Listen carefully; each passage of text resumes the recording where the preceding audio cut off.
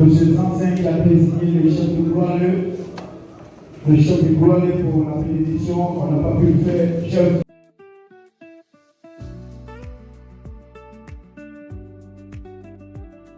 l'UCP Convention pour l'accompagnement constant qu'elle réserve aux concessionnaires des agroforêts et des forêts classées. Cet appui, empreint de cordialité et animé par une volonté inébranlable d'aider les concessionnaires à surmonter les obstacles, est pour nous précieux. Colonel Eza, à vous-même ainsi qu'à votre dynamique équipe, nous exprimons toute notre gratitude. Il me paraît important à ce stade de mon propos de souligner que l'aménagement de l'agroforêt de Tiapleu intégrera un volet inédit de projet carbone que nous avons dénommé Restore Our Future, restaurer notre avenir. Déployé sous la certification VERA, ce nom n'est pas anodin. Il travaille avec force et conviction toute la place qu'occupera la forêt dans la Côte d'Ivoire et au-delà. Et l'adossement à la certification VERA n'est pas un simple label. C'est l'assurance que chaque action menée sera mesurée, vérifiée et reconnue à l'échelle internationale. Mesdames et messieurs, il me paraît à présent opportun de vous exposer les raisons profondes qui ont conduit le groupe Denrée, à travers sa filiale e-Roots, spécialisée dans l'aménagement forestier et les activités à vocation environnementale, à s'engager dans la réhabilitation de l'agroforêt de Tiapleu à travers la vaste ambition de Restaurer Our Future, restaurer notre avenir. Acteur majeur de l'industrie du bois en Côte d'Ivoire depuis 1965, le groupe Denrée se devait, par fidélité à son histoire et au nom de sa responsabilité sociétale, de prendre toute sa part dans l'ambition gouvernementale de reconstituer le couvert forestier national. Mettre notre expertise éprouvée par des décennies d'engagement au service de cette cause éminemment nationale n'était pas pour nous une option, mais un devoir. C'est précisément ce devoir qui donne tout son sens à la promesse de restaurer notre avenir.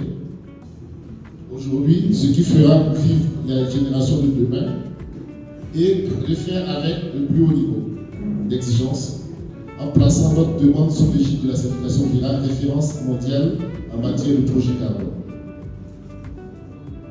Pour mémoire, entre 2005 et 2022, ce sont plus de 9560 hectares qui ont été reboisés par les différentes entités du groupe Denrée, tant au titre du reboisement compensatoire que dans le cadre des conventions de partenariat qui nous liaient à l'État de Côte d'Ivoire à travers la SODIFOR.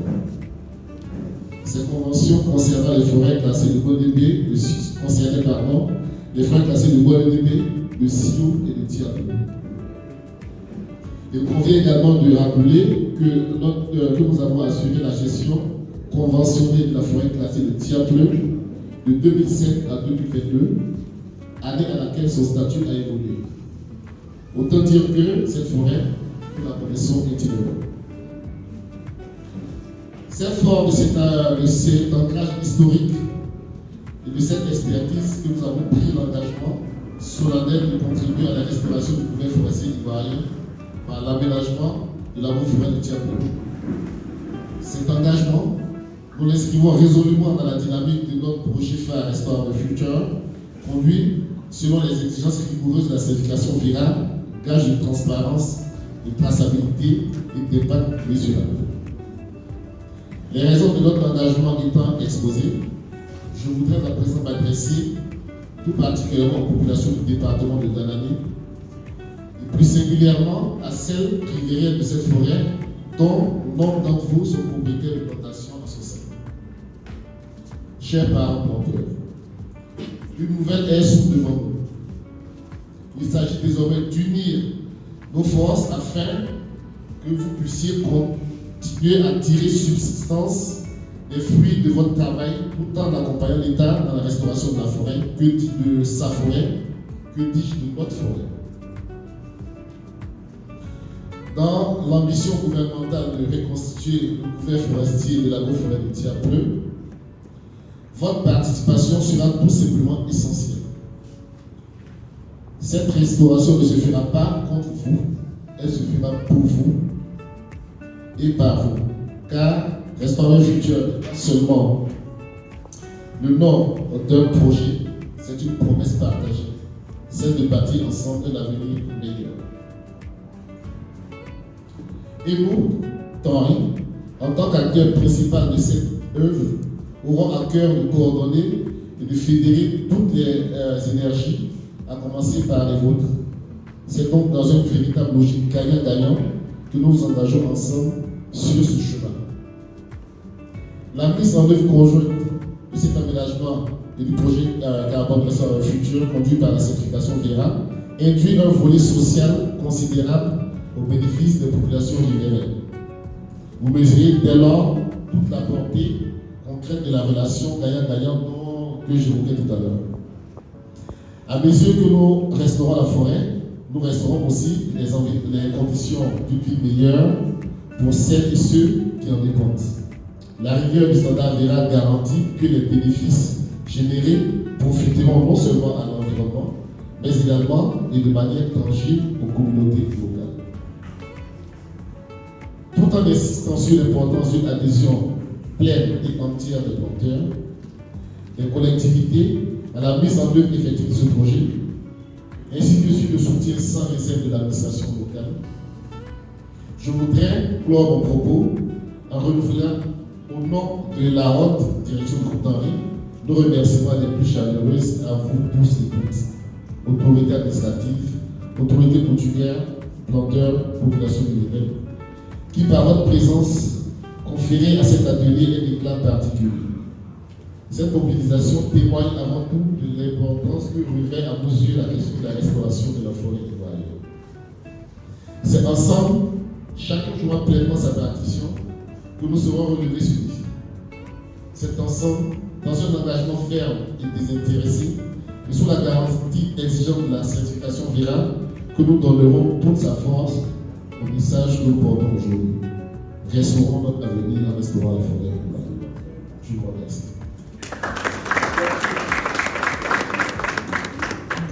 Merci, mesdames et messieurs. Vous venez donc de suivre l'intervention de M. Zwo Philippe. Monsieur le secrétaire général de préfecture, mesdames et messieurs les sous-préfets, je ne sais pas s'il y en a un, mais monsieur le représentant du conseil régional du Tombi, monsieur le maire de la commune de Danandé, ici représenté par l'un de ses collaborateurs, honorable député de Danandé, monsieur le conseiller technique du ministre des Eaux et Forêts chargé des conventions, monsieur le représentant du directeur général des forêts et de la faune, monsieur le représentant du directeur général de la SONEFOR, monsieur le secrétaire général du groupe Tanry, monsieur Zwo, et les membres de votre délégation, mesdames et messieurs les directeurs centraux, directeurs régionaux, directeurs départementaux et chefs de service, messieurs les commandants des forces de défense et de sécurité, distingués chefs traditionnels, chers guides religieux, mesdames et messieurs les présidents des associations des femmes et des jeunes, mesdames et messieurs, je voudrais, à l'entame de mon propos, féliciter et remercier au nom de M. Jacques Assaoué Kono, ministre des Eaux et Forêts, des autorités locales, pour l'accueil chaleureux et surtout pour l'organisation de cet atelier. Monsieur le ministre me charge de vous transmettre toute sa considération et sa reconnaissance. Je vous souhaite la cordiale bienvenue et je vous remercie d'avoir répondu massivement à notre invitation. Mesdames et messieurs, le couvert forestier ivoirien a été fortement dégradé au fil des années, du fait principalement des activités utopiques. Les forêts classées n'ont pas été épargnées par cette destruction du couvert forestier. réduction des surfaces forestières exacerbe les effets du changement climatique qui se manifestent par l'irrégularité des saisons, une hausse des températures, la baisse des rendements agricoles, la recrudescence des maladies phytosanitaires, pour ne citer que ces exemples. La Côte d'Ivoire, pour faire face à cette situation, a pris des mesures importantes, notamment l'adoption par le gouvernement en mai 2018 de la politique de préservation, de réhabilitation et d'extension des forêts et sa stratégie de mise en œuvre qui vise à porter la couverture forestière à 20% du territoire national d'ici 2030. À terme, un peu plus de 3 millions d'hectares de forêts seront créés. La couverture forestière sera ainsi portée à 7,5 millions d'hectares en 2030. C'est ce que nous espérons. Mesdames et messieurs, cet objectif ambitieux ne peut pas être réalisé par le gouvernement seul. Pour y arriver, l'État encourage l'implication d'autres acteurs dans la gestion des forêts classées et des agroforêts, notamment les collectivités territoriales, les opérateurs du secteur privé, les organisations de la société civile et les communautés.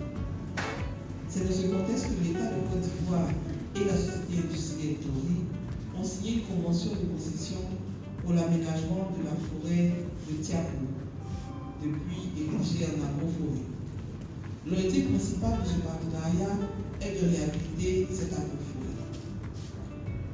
Cette forêt qui était jadis bien conservée a vu sa couverture forestière se réduire de façon drastique au fil des années, du fait principalement des défrichements pour l'installation des cultures agricoles.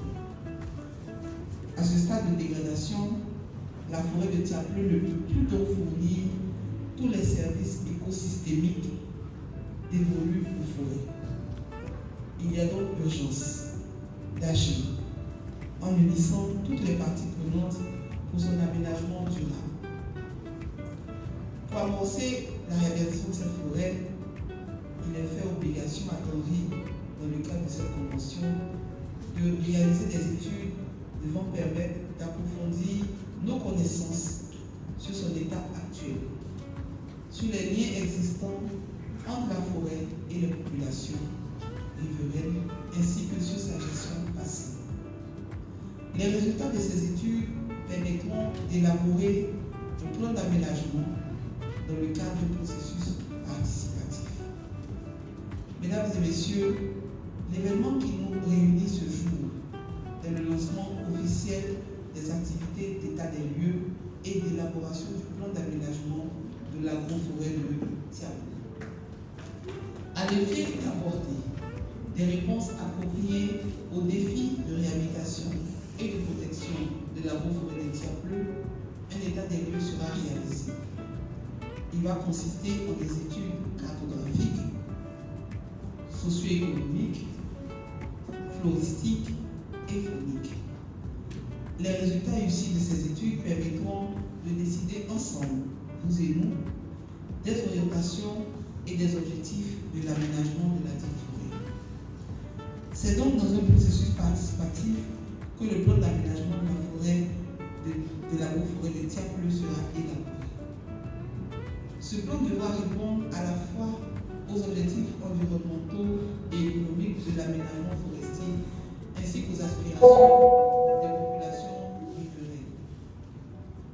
Monsieur le directeur général de Tori, ici représenté par le secrétaire général, je tiens à réitérer le soutien du ministère des Eaux et Forêts dans votre engagement à accompagner la Côte d'Ivoire dans la réhabilitation de cette forêt.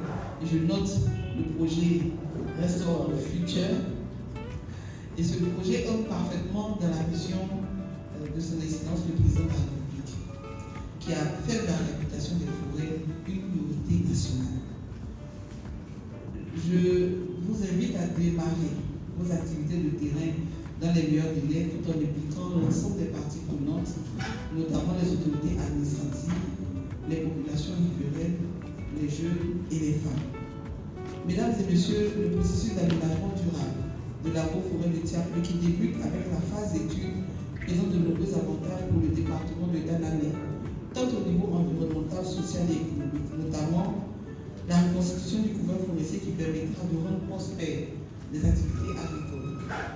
Les travaux d'aménagement qui vont créer plusieurs emplois pour les jeunes et les femmes des localités riveraines de la forêt, car le personnel sera recruté prioritairement dans vos localités. Le développement d'infrastructures socio-économiques, il y aura donc la possibilité de faire la construction de centres de santé, d'écoles, de développer des actions d'eau. Chers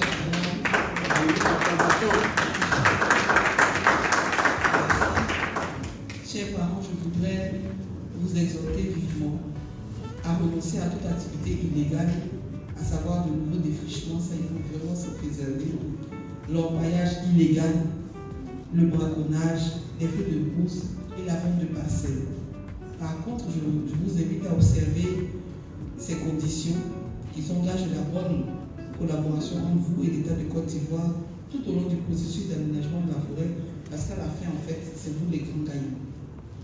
Je voudrais vous inviter à réserver un accueil chaleureux aux équipes de Tanry et de ses partenaires, comme c'est la société AETS, qui viendront vers vous pour pouvoir justement travailler à l'élaboration de l'état des lieux.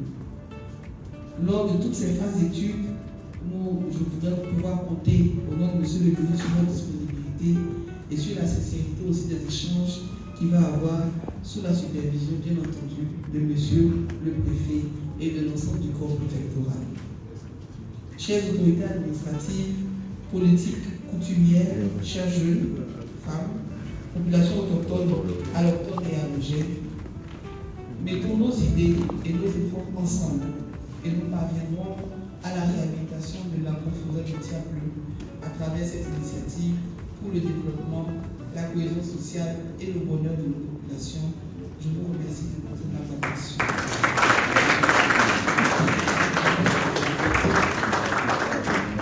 Adresser mes sincères remerciements au ministre des Eaux et Forêts, représenté ici par son directeur de cabinet, ainsi qu'à la société industrielle Henri pour l'organisation de cette importante rencontre qui marque une étape décisive dans le processus de gestion durable de l'agroforêt de Tiapleu. Mesdames et messieurs,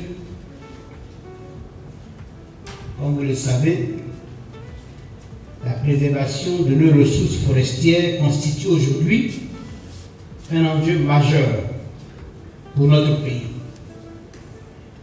L'exposé de cadrage de Madame la directrice de cabinet l'a souligné. Face aux défis liés à la déforestation, aux pressions foncières et au changement climatique, l'État de Côte d'Ivoire a engagé une ambitieuse politique forestière visant à restaurer le couvert forestier national et à promouvoir une exploitation durable et responsable de nos ressources naturelles.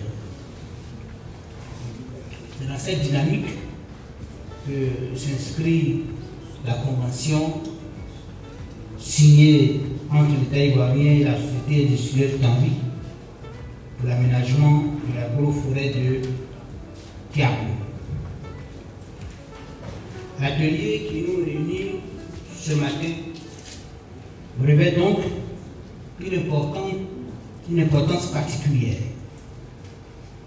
car il permettra non seulement de procéder à un état des lieux de l'agroforêt de Tiapleu, mais également de jeter les bases de l'élaboration d'un plan d'aménagement participatif prenant en compte les préoccupations des populations locales, des autorités administratives ainsi que de l'ensemble des acteurs concernés. Je voudrais à ce fait inviter tous les participants à faire preuve d'ouverture, de responsabilité et d'esprit constructif afin que les échanges aboutissent effectivement à des propositions pertinentes et consensuel au bénéfice de tous. J'exhorte particulièrement les communautés riveraines à accompagner ce processus dans un climat de confiance et de collaboration franche, car la réussite de ce projet, qui est une chance pour notre département, dépendra fortement de l'implication de chacun de nous. Je reste convaincu pour ma part qu'au terme de cet atelier, des orientations claires sur Côte d'Ivoire, fondée en 2022 et spécialement créée pour travailler sur les projets liés à l'environnement, donc tout ce qui a trait avec le reboisement, les activités vertes.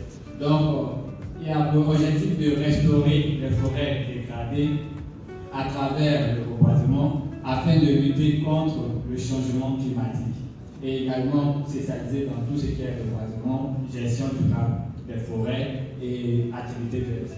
Le but de IWOOD est de contribuer à la protection de l'environnement tout en améliorant les conditions de vie des populations locales.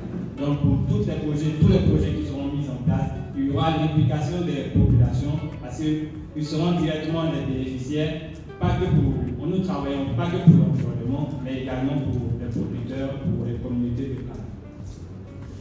Ok, depuis sa création, IWOOD a réalisé au total 642 hectares de reboisement au sein de l'agroforêt de Djapou, 385 hectares en 2025, proche de la zone de Petit Vavois. Et en 2022, 2023 et 2024, ce sont 82 hectares, 100 hectares et 75 hectares qui ont été réalisés dans le village de Trocolombo.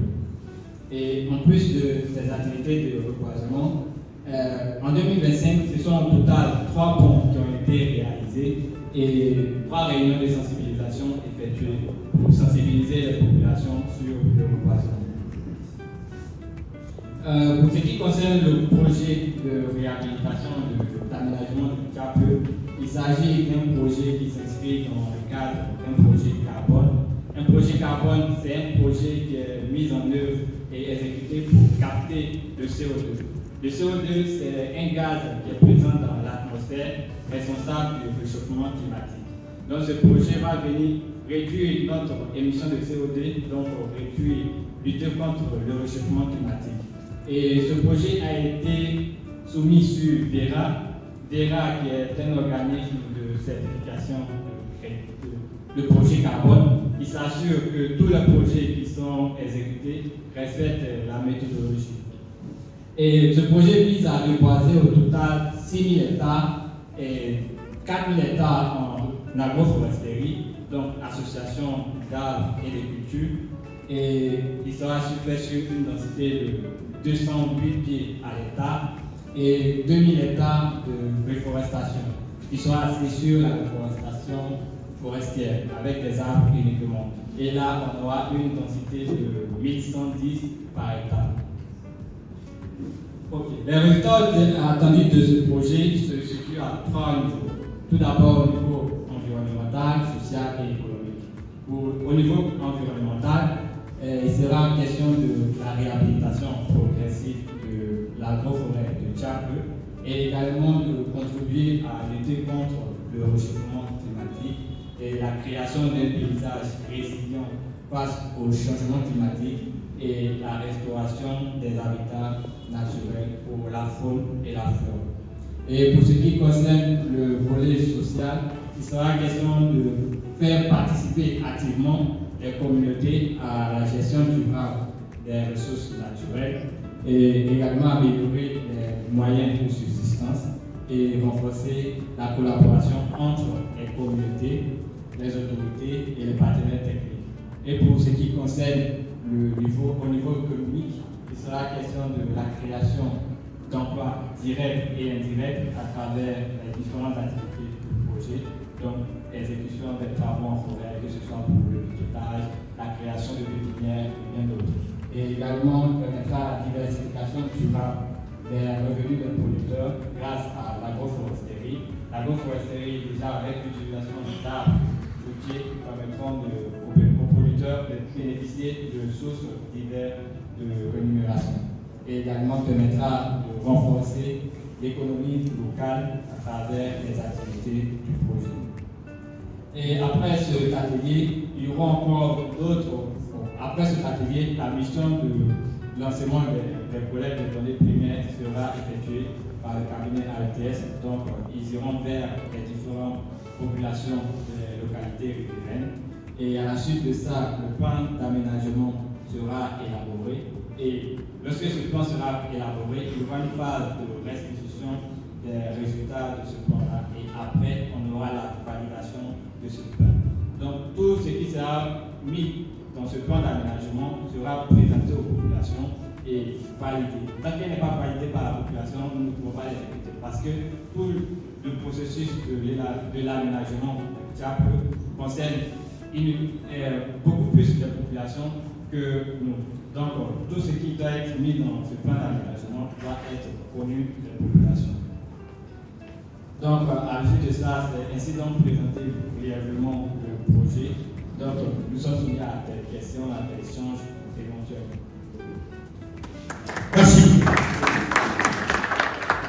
Mesdames et messieurs, je rappelle que c'était la